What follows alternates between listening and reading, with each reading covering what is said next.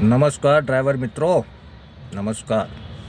હું દેવેન્દ્રસિંહ આપ સૌને કંઈક જણાવવા માગું છું કે શાસન અને પ્રશાસન કઈ રીતે કામ કરે. શાસન એટલે આપણે જે બીજેપીમાં બેઠેલા મુખ્યમંત્રી, ગૃહમંત્રી એ બધા શાસનમાં આવે, મંત્રીઓ બધા શાસનમાં આવે, શાસન પક્ષમાં. એમનું શાસન બદલાતું હોય, 5 વર્ષે ઇલેક્શન આવ્યા પછી એમનું શાસન બદલાય. એમાં અમુક ટાઈમ સીએમ બદલાય, ના બદલાય. જેમ કે યોગી સાહેબ આપણે ઘણા વર્ષોથી 2017થી આ 2025 ચાલે છે. મોદી સાહેબ બી 13 વર્ષ રહ્યા, અમદાવાદમાં શાસન કર્યું. એ રીતે શાસન પક્ષ બદલાતું હોય, પણ પ્રશાસનની બદલી થતી હોય. ધારો કે એમનું કોઈ કામ ખરાબ થયું, હાલ આપણે જે ટ્રાન્સપોર્ટ કમિશનર હતા રાજેશ મંજુ સાહેબ, એમણે કમિશનરના પદ ઉપર સતત 8 વર્ષ રહ્યા. અને હાલ જે છે આનંદ સાહેબ, એ હમણાં આવ્યા છે. અત્યારે એમની સાથે મુલાકાત થઈ નથી,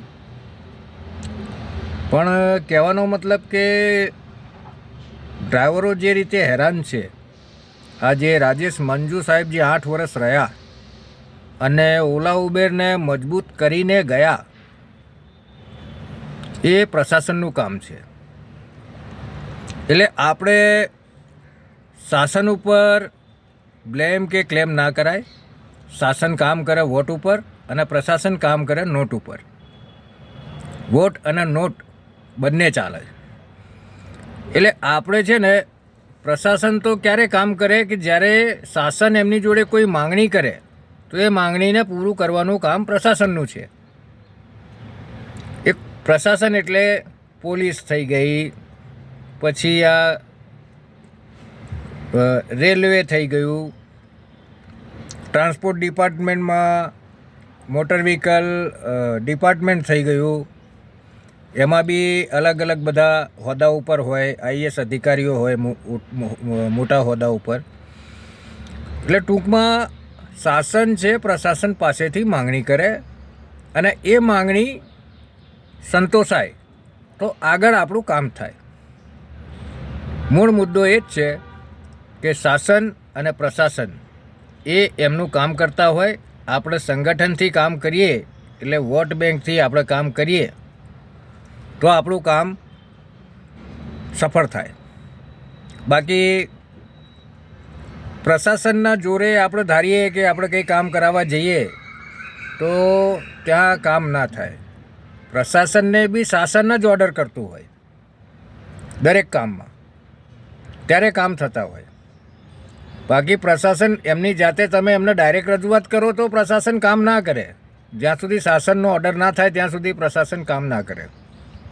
એ વસ્તુ ધ્યાને રાખો અને સંગઠનમાં જોડાઓ. સંગઠનમાં જોડાશો તો તમારી તકલીફો ઘટી જશે. મારું માનવું છે કે તકલીફો પડવી જ ના જોઈએ. આજે બીજેપી સરકાર છે, કેન્દ્રમાં બી બીજેપી સરકાર છે ને આપણા રાજ્યમાં બી બીજેપી સરકાર છે. એટલે આપણે જો વોટ બેંકથી કામ કરીશું ને તો પ્રશાસનની આપણે કોઈ જરૂર નથી, પોલીસની જરૂર નથી, ટ્રાન્સપોર્ટ કમિશનરની આપણને જરૂર નથી, મોટર વ્હીકલ ડિપાર્ટમેન્ટની જરૂર આપણને નથી. આપણે તો કોને પકડવાનું? હર્ષ સંઘવી, ટ્રાન્સપોર્ટ મિનિસ્ટર, ગુજરાત રાજ્યના ટ્રાન્સપોર્ટ મિનિસ્ટર હર્ષ સંઘવીને પકડો. એમને બી એક આપણે ગુજરાત રાજ્યના જે જીએસપીસી કહેવાય, જીએસપીસી થયેલો અધિકારી હોય, એ એમના આસિસ્ટન્ટમાં હોય, એમને ત્યાં એમના આસિસ્ટન્ટમાં કામ કરતો હોય, પીએ તરીકે કામ કરતો હોય કે જે બી. એટલે એ આપણું કામ કરે. જે દિલ્હીથી પાસ થઈને આવે એ લોકો આપણું કામ ના કરે. એ ટ્રમ્પનું કામ કરે. ઉબેરને કમિશન ખાવા માટે કામ કરે, ટ્રમ્પ સરકાર માટે કામ કરે. સમજ્યા તમે? અને આ તો ચૌધરી સાહેબ ઢીલા પડે છે.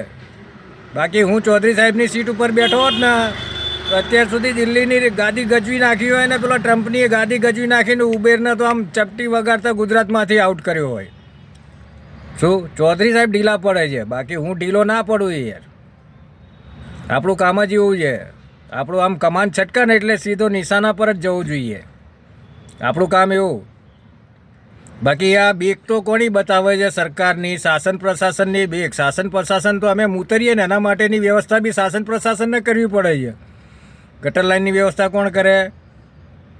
અગવામ ઉતરવાની વ્યવસ્થા કોણ કરે? બધું કરી આપે ને શાસન પ્રશાસન. એમનું કામ છે. એટલે આપણું બી કામ એમનું જ છે. આપણે જે ઓછા ભાવે ગાડીઓ ફેરવે છે ઓલા ઉબેર,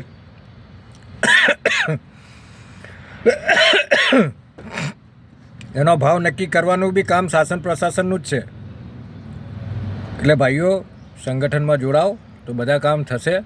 નહીં જોડાઓ તો આવી રીતે ફરો. અમને કંઈ વાંધો નથી. અમે તો 2-4 પ્રાઇવેટ વર્દીઓ મારીએ છીએ, એમાં અમને મજા આવે છે. બાકી જે ઓલા ઉબેરમાં ચાલો છો એ તમે ચાલો પછી છૂટાછવાયા. બરાબર? અમે તો લગભગ મારું લાઇસન્સ જ 1995નું છે. અને અત્યાર સુધી પહેલાં મેં પ્રાઇવેટ ગાડીઓ ચલાવી, MTSO ચલાવી, ઘણા બધા મોટા વ્હીકલો ચલાવ્યા, લક્ઝરીઓ ચલાવી, નેનોમાં ગાડી ચલાવી, દરેક જગ્યાએ નોકરી કરી. હવે ટેક્સી લાઇનમાં આવ્યા છે લગભગ 2015, એટલે 10 વર્ષથી ટેક્સી લાઇનમાં છીએ. બધો અનુભવ થઈ ગયો છે. એટલે મરજી તમારી છે. જે તમે નવી ટેક્સીઓ લાવો છો અને ફરો છો, તમને એસીમાં ફરવાની મજા આવે છે 7 રૂપિયા 8 રૂપિયાના ભાવમાં, તો તમે બિલકુલ બિંદાસ ફરો. એના માટે કોઈની ના નુક્કર નથી. કોઈ તમને ના પાડવા નથી આવવાનું ભાઈ તમે ના ફરશો. પણ તમને પોસાવવું જોઈએ. તમને પોસાવવું જોઈએ. કાલ ઉઠીને તમારી ગાડીનો ખર્ચો આવે ને ઘર તમારું મજબૂત હોય તો ઠીક છે, ના મજબૂત હોય શું કરો? તમે તો એ રોજીથી બી ગયા ને. એટલે બધું સમજી વિચારીને કામ કરવાનું. જય શ્રી રામ, જય માતાજી. ધન્યવાદ મને સાંભળવા બદલ.